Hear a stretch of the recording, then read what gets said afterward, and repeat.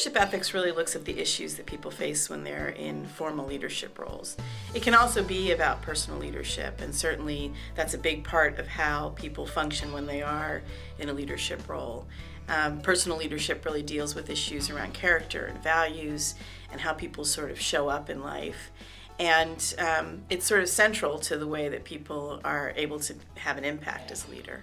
But the issues that come up when you're in a formal leadership role usually have to do with what the responsibilities are to that role and how you fulfill them.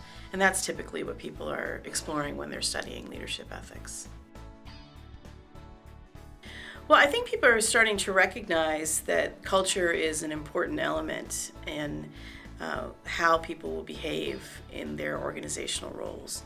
So leaders have an opportunity as they're creating an organization in its earliest days to establish some sort of ways of doing things that are baked into the organization's future life and practices.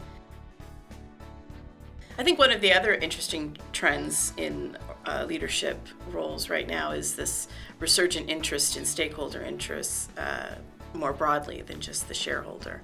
People are acknowledging that many things go into shareholder value, and so the way employees are treated and communities are treated and customers and the relationships that you have with people and how healthy those relationships are all matter and should be looked at.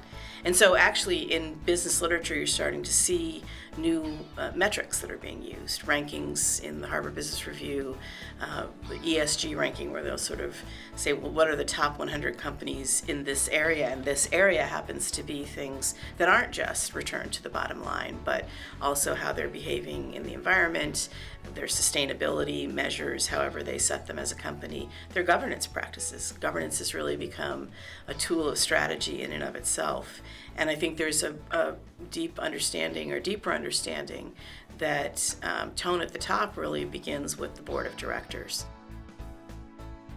I think one of the more interesting challenges that people in leadership roles are facing right now is this sort of paradox presented by millennial values. There's a lot been written and studied about Generation Y, and they both seem very interested in promoting and doing good in the world. And that seems actually to inform decisions that they make about what to purchase and where to work. And so those are all things that people with organizational responsibilities need to look out for.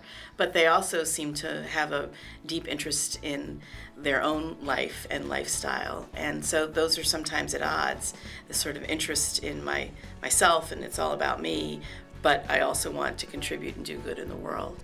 So that requires leaders to be creative and think about ways to fulfill both of the things that their future workforce is asking for. Silicon Valley is a great place to be thinking about ethics. In some ways, the Valley is somewhat of a closed system. There's a lot of interlocking relationships. People who start companies go on to work together maybe multiple times. You have colleagues who are both competing and cooperating with one another across industries. So there's a lot of issues there in terms of, again, whose interests are being protected and looked after by leaders in various roles. I think there's some really fascinating changes that have been promoted by the very technology that Silicon Valley creates, the data and the other tools that are created here that reveal some unethical behavior and help people to have a better understanding of what is really happening in some organizations.